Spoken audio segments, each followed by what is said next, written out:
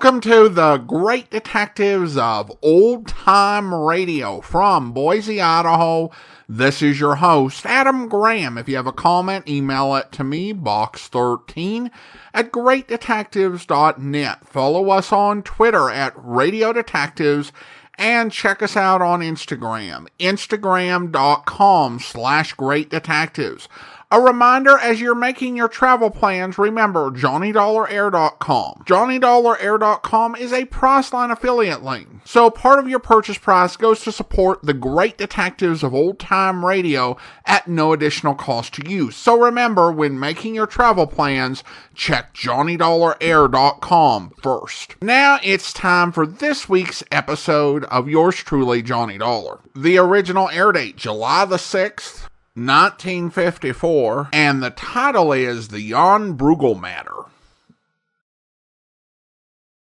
The time in 30 seconds, 8 o'clock. Sharp, clear, penetrating. Those are the words that describe the newscasts over WBBM. Listen as expert WBBM newscasters bring you the latest complete news of the day. News from here at home and news reports from around the globe. Listen for one of the many newscasts presented throughout the day over WBBM Chicago Showmanship Station. 780 on your radio dial. Wrigley's Spearmint Chewing Gum, the refreshing, delicious treat that gives you chewing enjoyment, presents for your listening enjoyment John Lund as Johnny Dollar. Tom Leslie, Johnny. I'm sending you a check for $25,000 by special messenger. Well, thanks. I can use it. You're going to buy a painting with it in Detroit. A 17th century masterpiece called The River, painted by Jan Brueghel. Why? It was stolen 11 years ago from a Lauren Jeffers. We paid the claim on it. A cool $120,000. We just got a tip we can buy it back for $25,000. Well, you know how I feel about paying off for the return of stolen property. And you know how we feel about taking a $120,000 loss. Yeah? Well, okay, but I won't like it.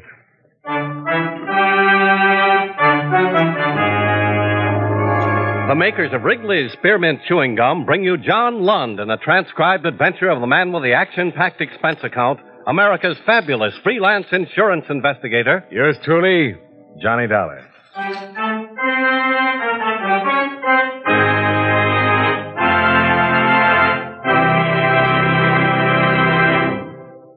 Friends, the makers of Wrigley's Spearmint Gum present these weekly adventures of Johnny Dollar because they know that millions of you enjoy Johnny Dollar. That's true of Wrigley's Spearmint Chewing Gum, too. It's enjoyed by millions, day in and day out. People find that chewing on a smooth, delicious piece of Wrigley's Spearmint Gum somehow makes time pass more pleasantly. Whether you're working, driving, shopping, or just taking things easy, that good, tasty chewing gives you enjoyment and satisfaction. So always keep a package of Wrigley's Spearmint Chewing Gum handy. And whenever you want a refreshing, delicious treat, chew a stick. You'll like it. You really will.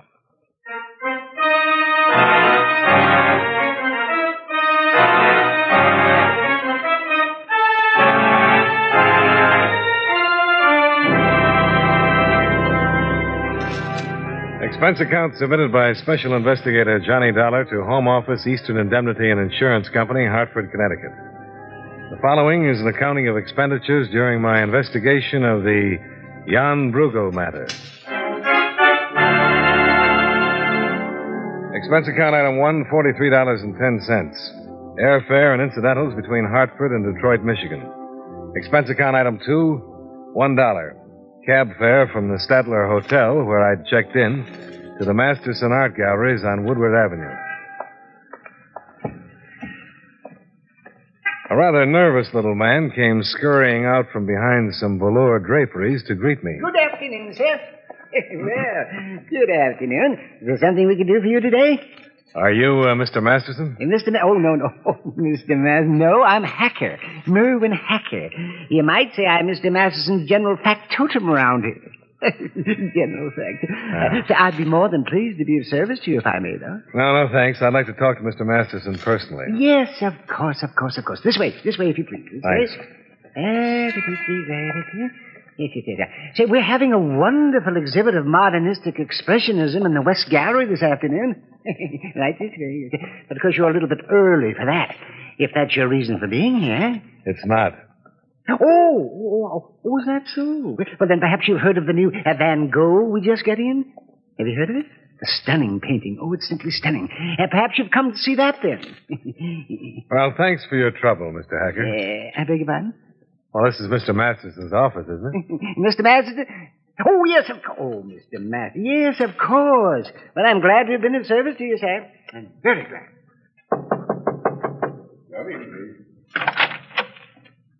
I'm Johnny Dollar, Mr. Masterson, from Eastern Indemnity. Oh, yes, the insurance man. Come in, Mr. Dollar. Thanks. You know, it's quite a novelty to me, Mr. Dollar, acting as a go-between in the return of stolen property. Yeah, I imagine it is. Would you mind telling me how you got involved? Well, not at all. Sit down, won't you? Thank you. Well, as I informed your home office, a man came in here a few days ago. He wanted me to appraise a painting for him. Did he have the painting with him? He did. The moment he showed it to me, I recognized it for what it was. The River by Jan Brueghel. You knew it was stolen property? A famous masterpiece like that, of course. Mm-hmm. Well, what happened then? It was my intention to detain him on some pretext until I could phone the police, but he became suspicious and left. What was his next move? Yesterday morning, he called me on the telephone and offered me a commission if I would act as intermediary. I was to get in touch with the insurance company and have one of their men here this afternoon at 4 o'clock. He's going to call back then? Yes. Uh-huh. It's 2:30 now. Yes. That gives you an hour and a half in which to make plans for capturing him and recovering the painting. I'm afraid it's not going to work out that way. Oh? There's a little thing called the statute of limitations working in his favor. In this particular case, it expired some years ago. You mean that even if you can prove this man stole the painting, he can't be prosecuted for it? That's right. Incredible.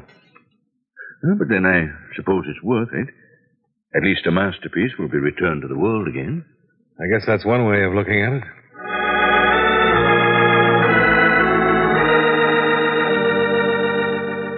Expense account item 3, $1.95.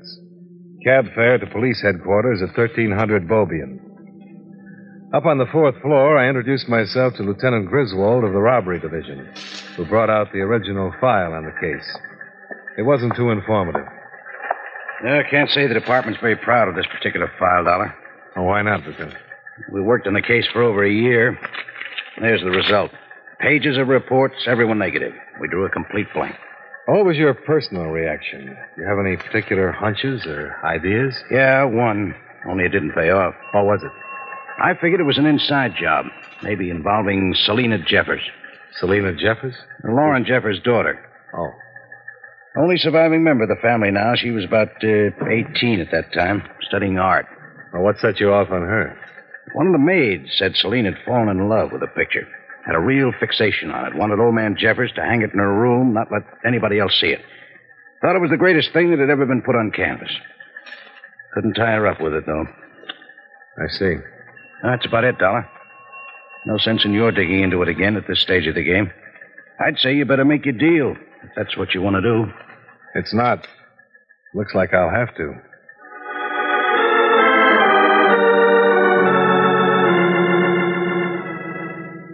Expense account item 4, $2.05. Cab fare back to the Masterson Galleries. The phone on Masterson's desk rang promptly at 4 o'clock. Hello? You're not Masterson. Oh, you the insurance boy? That's right.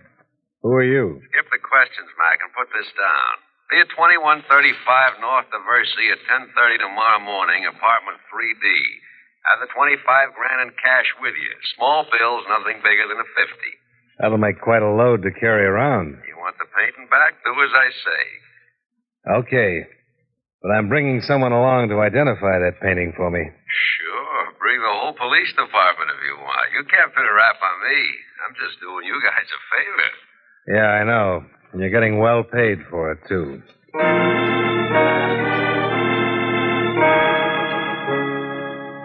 Expense account item 5, $3.95. Cab fare out to 1735 Cannon Road in Grosse Pointe. Selina Jeffers was standing near the edge of a bluff overlooking Lake St. Clair, busily painting the view. My arrival didn't disturb her concentration in the least. So you think you're going to recover the Jan Brueghel landscape, Mr. Dollar? Well, it looks like it, Miss Jeffers. I suppose that has some connection with your visit out here. Yes, it has. I thought you might be interested in buying it back. Why? Well, it belonged to your family. I understand you used to think a good deal of it. Yes, I did. That was years ago. I'm not interested in buying it now. I prefer the moderns these days. I see. Well, just thought I'd ask. I'm sure. Anything else, Mr. Dollar? Yeah. Maybe you'd like to do me a favor tomorrow. What's that? Come along with me when I buy the picture back. Why? I need someone to identify it. Only one of a half dozen art dealers could do that for you. They couldn't identify the man who's selling it to me. If he's somebody out of your family's past. What if I can identify this person? Isn't there some time limitation or something on prosecutions of this sort? Oh, don't worry. You won't send him to jail. And I fail to see the purpose. Maybe it's just because I'm curious. Well, Miss Jeffers? I'll go with you.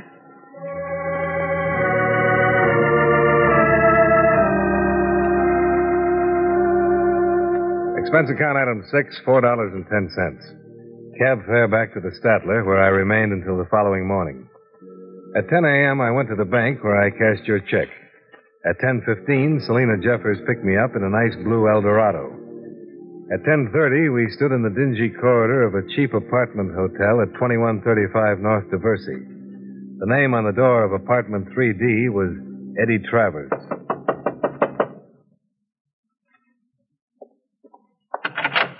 Yeah? I'm Johnny Dollar. Oh, the insurance boy, huh? Come in, Dollar. Thank you. Dollar gonna check the painting for you? That's right. Yeah. You, got the dough? Well, I'm not carrying laundry in this money bag. Very cute. Let's count it. Let's see the painting. Okay, but don't try any funny stuff. I got friends in the next room. This way, baby. It's in the closet. All right. There it is. How about it, Miss Jeffers? That's the painting, Mr. Dollar. You're sure? Positive. Okay. Here's the money, Travers.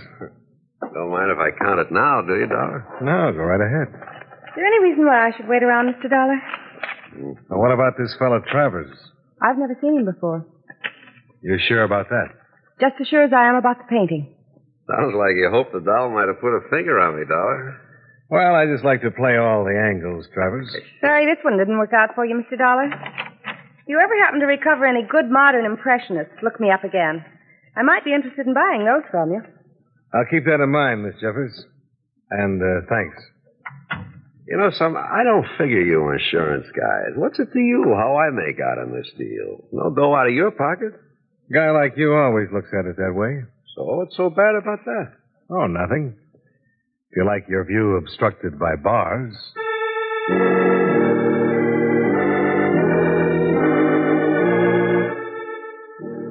Expense account item 7, $3.45. Cab fare. First to Masterson's Galleries, where I left the painting to be held until you decided what to do with it.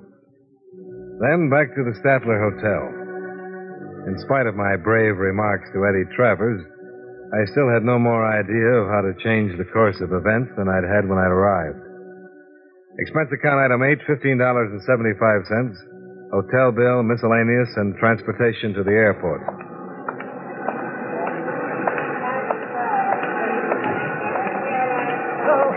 Mr. Dollar. Mr. Dollar. Yeah? You remember me, Mr. Dollar?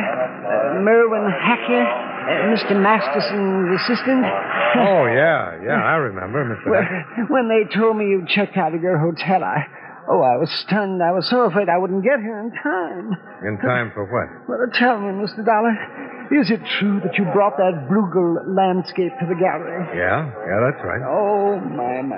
And is it true you paid $25,000 for it? I did. Oh, dear, what a pity. I really don't know how to tell you this. Tell me what? Well, that picture, the Brueghel landscape, I think it's a forgery.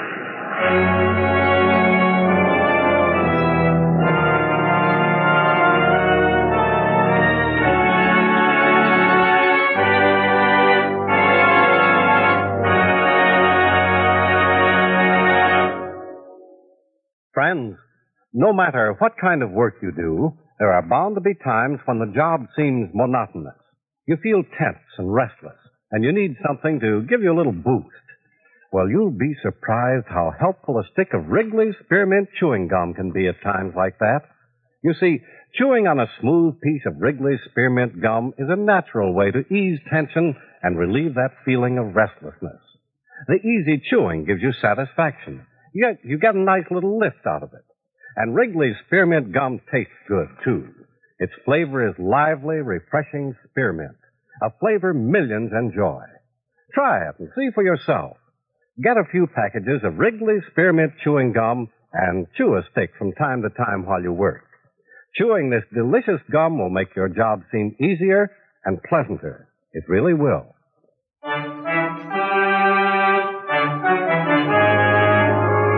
And now, with our star, John Lund, we bring you the second act of Yours Truly, Johnny Dollar.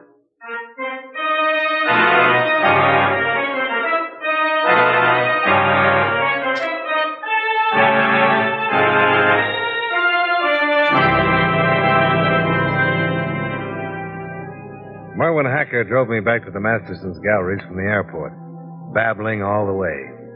Everything he told me en route, he said all over again as we entered the storeroom at the rear of the galleries.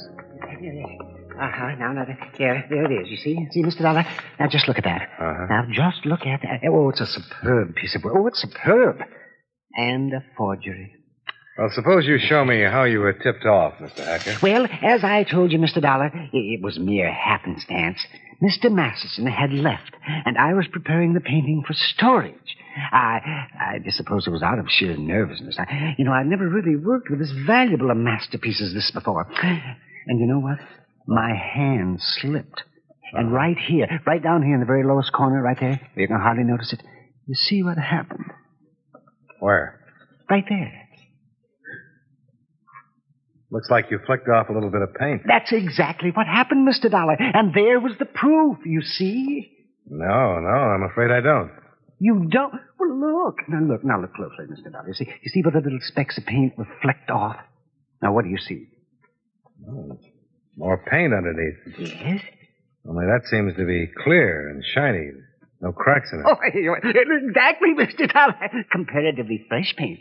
If that canvas had been centuries old, the paint would have been dried and cracked all the way through. Yeah. Who's the biggest expert in town on these things, Mr. Hacker? The biggest expert? Oh, you mean on art forgeries? Yeah, art forgeries. Oh, yes. Let me see now. Art. Yes. Oh, of course. Stephen Durwood. Yes, he's your man. Stephen Durwood. He has a studio just a few blocks down in Woodward. Oh, but what a pity. It's such a magnificent piece of work. And completely worthless. Oh, I don't know. I just paid $25,000 for it.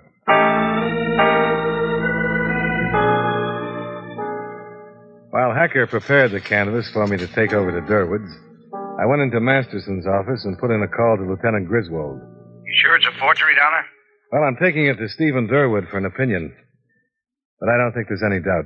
If it's the same painting that was stolen from Lauren Jeffers, we still haven't got anything. No, but what if it's not? I'll get out a pickup on Eddie Travers. Expense account item 9, $4.50, cab fare. First to the studios of Stephen Durwood. Why not drop back in an hour and a half or so, Mr. Dollar? That should give me time for a preliminary examination. But I can tell you right now that if this painting is a forgery, it's the most magnificently created fraud I have ever seen.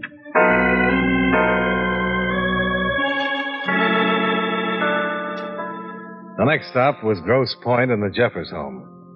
Selina was in the library, curled up comfortably in a big easy chair, sipping a drink. This visit is a little unexpected, isn't it, Mr. Dollar? I hadn't thought I'd see you so soon again. Are you disturbed about it, Miss Jeffers? Why should I be? Well, maybe because that Brueghel you identified might be a forgery. Would you care for a drink, Mr. Dollar? No, thanks. It was a rather astounding statement you just made. Why? It's not the first so-called masterpiece that turned out to be a fraud. There's a little more than that involved. Like what? A child's dream of perfection. That's what the Brueghel meant to me.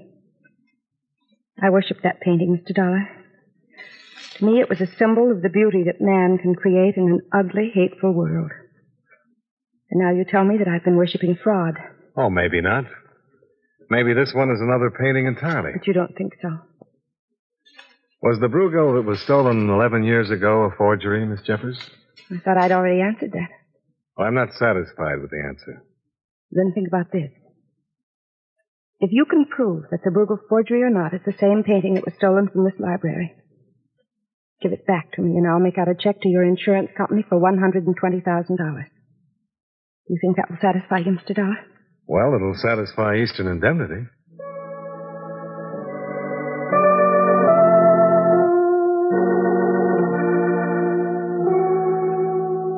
Expense account item 10, $3.95.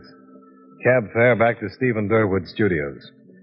He'd finished his examination of the painting and had his report ready for me. Frankly, Mr. Dollar, I'm almost at a loss as to what to tell you. I examined the Brueghel minutely, and I would be willing to swear that the canvas, the pigments, the brushes used are all genuine 17th century. And the painting appears to have been aging for not less than 3 centuries. But you don't think it has been? I might have, if it weren't for the little flecks of paint that were scraped off one of the flowers down in the corner. There is something pretty strange about that, Mr. Dollar. What? Well, I have taken samples of paint from other spots on the canvas. The apparent age of the oils goes all the way through. Only in that one spot on that flower does a fresher, more modern-looking paint show through. Was there any explanation for that, Mr. Durbin? Well, you see, some forgers get their aging effect by baking the completed canvas in an electric oven. Now, in this case, it is possible the forger slipped up by failing to remove the clamp or the pincers he used to place the canvas in the oven. Will you excuse me? Of course. Yes, Stephen Durwood speaking. Why, yes, he is. Just one moment, please. It's for you, Mr. Dollar. Oh, thanks. Hello? Griswold, Dollar. Had a hunch you might be there. Can you come down to headquarters? Now, what's up, Lieutenant? We just got Eddie Travers.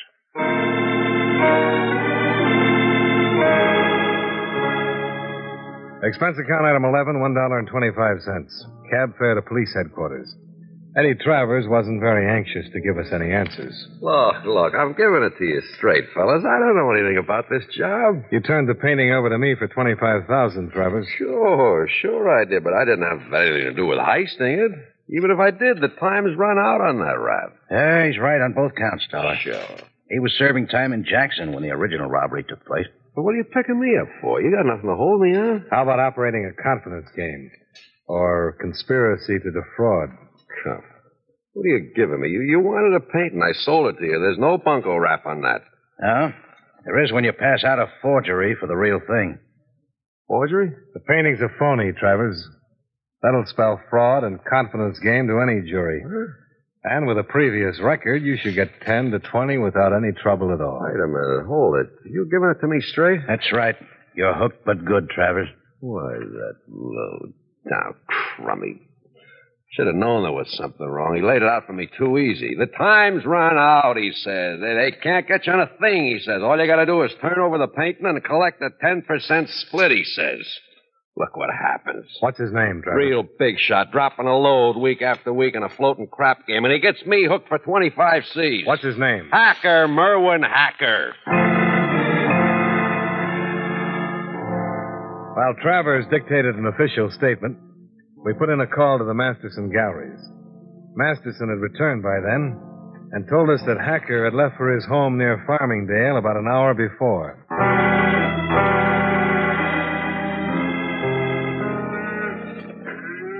It turned out to be a 5-acre farm, well off the main road. We checked the house and came up with nothing.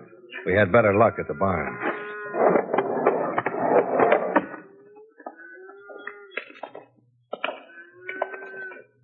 That's a pretty nice setup, Dollar. Yeah, sure is.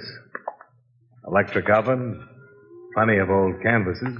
Looks like he was set up to turn out art forgeries on a production line basis. Yeah. I guess we've got plenty of physical evidence here. With the exception of Merwin Hacker himself. That's no problem. What? He's over here, behind this partition. Huh. Well, he won't do any talking. He doesn't have to. That gun in his hand did it for him.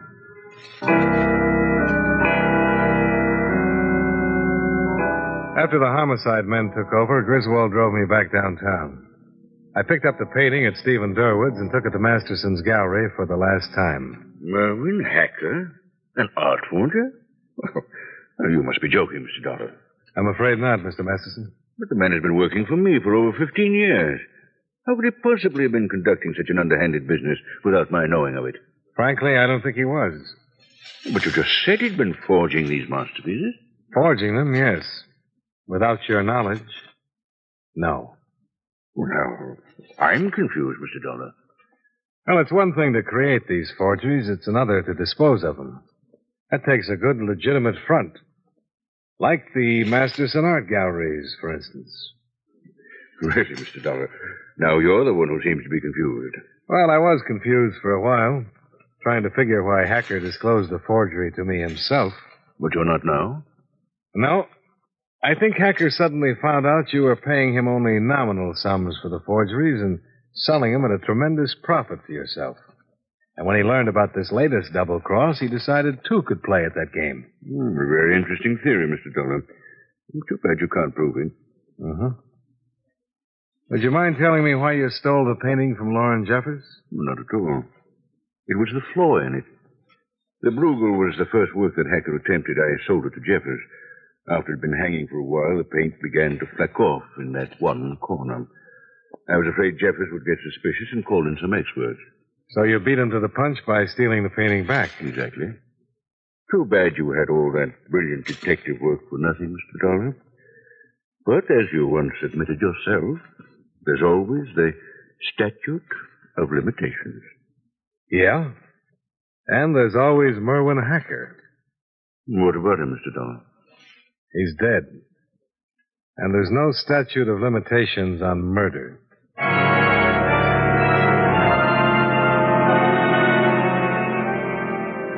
Expense account item 12, $1.60. Cab fare down to police headquarters with Masterson in tow. Paraffin test showed that he'd recently fired a gun while Merwin Hacker's hand was clean. Eddie Travers identified Masterson as the man who'd been passing himself off as Merwin Hacker. Lieutenant Griswold says he can make the murder rap stick.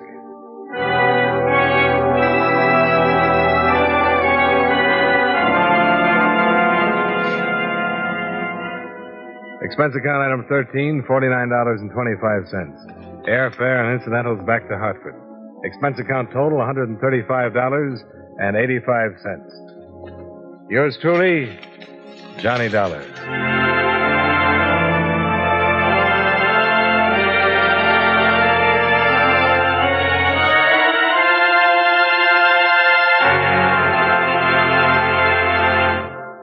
Friends, next time you chew a stick of Wrigley's Spearmint Gum, notice how cool and fresh it makes your mouth feel.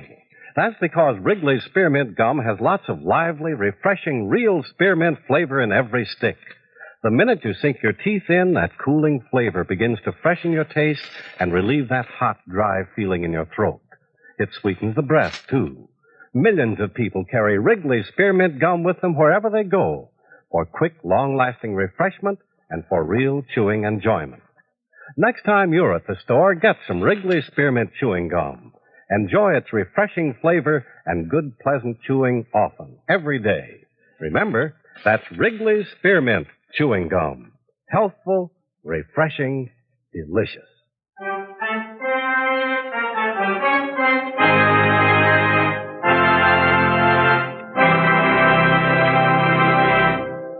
Yours truly, Johnny Dollar, brought to you by Wrigley's Spearmint Chewing Gum, stars John Lund in the title role and was written by Sidney Marshall with music by Eddie Dunstetter.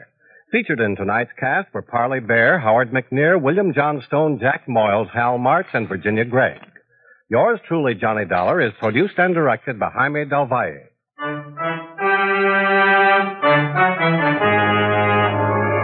The makers of Wrigley's Spearmint Chewing Gum hope you enjoyed tonight's story of Johnny Dollar and that you're enjoying delicious Wrigley's Spearmint Gum every day. This is Charles Lyon, inviting you to join us next week at this same time when, from Hollywood, John Lund again transcribes his expense account as... Yours truly, Johnny Dollar.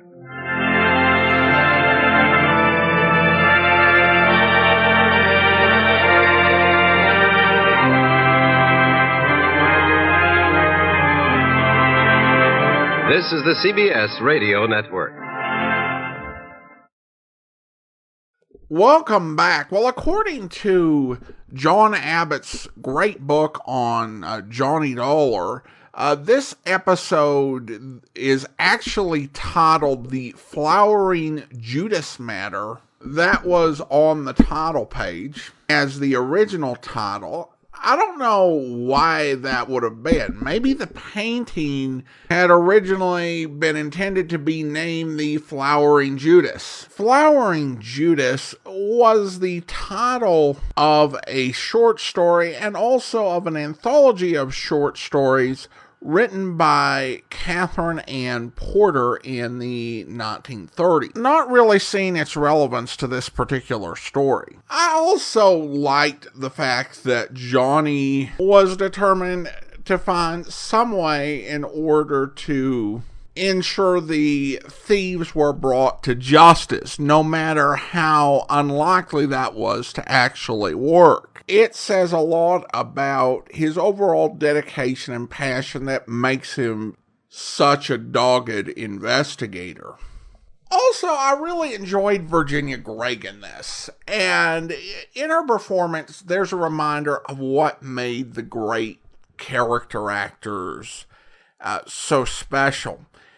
Because they had to do a lot of roles where there was not really a chance to do anything particularly interesting with the role.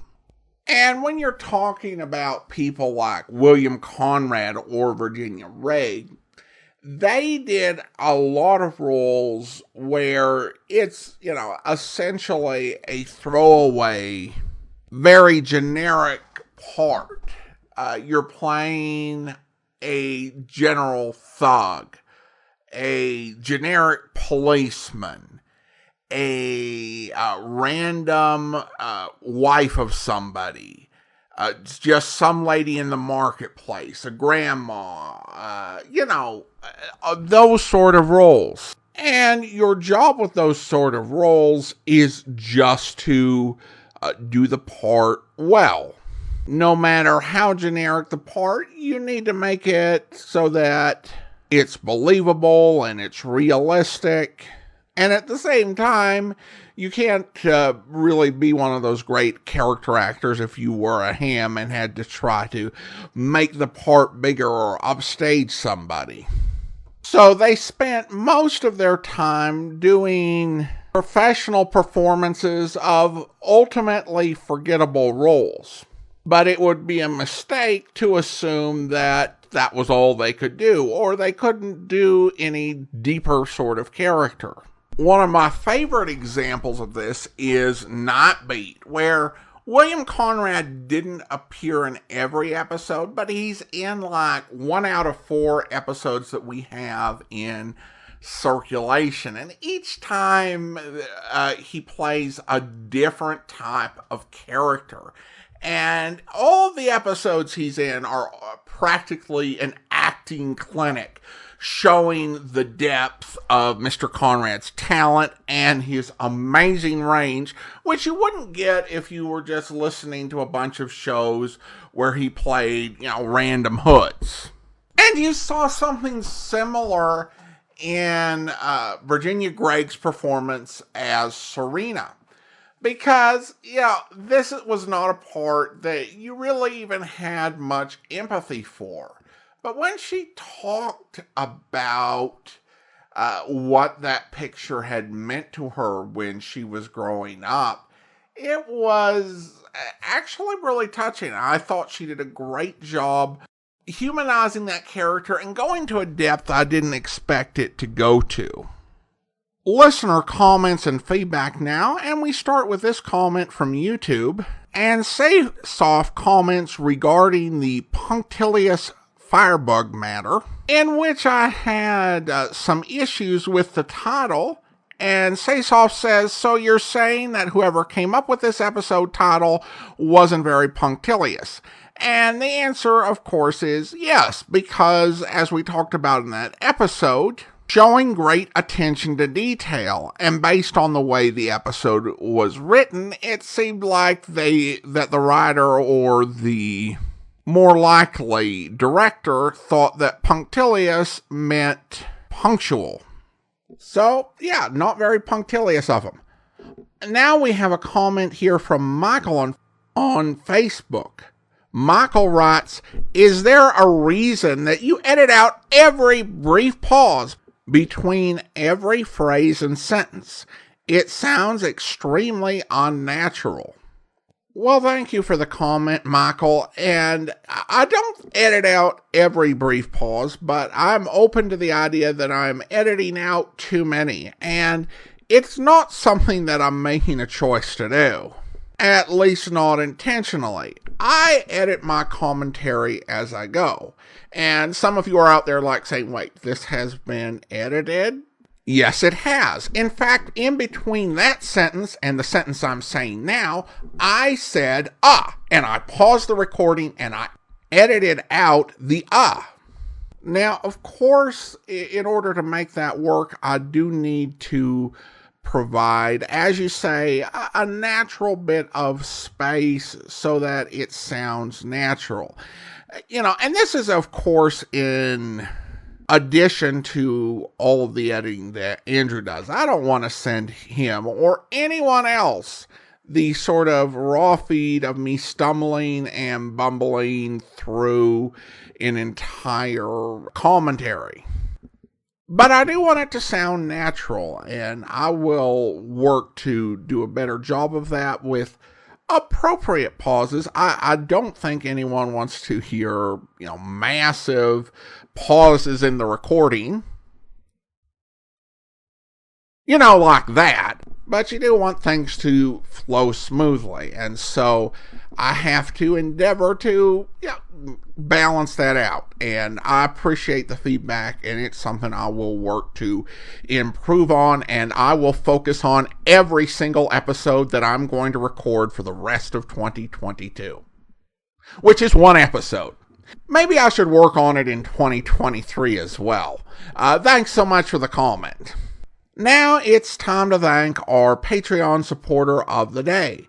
And I want to go ahead and thank Bill. Bill has been one of our Patreon supporters since November of 2020, currently supporting us at the Detective Sergeant level of $7.14 or more per month. Thanks so much for the support, Bill.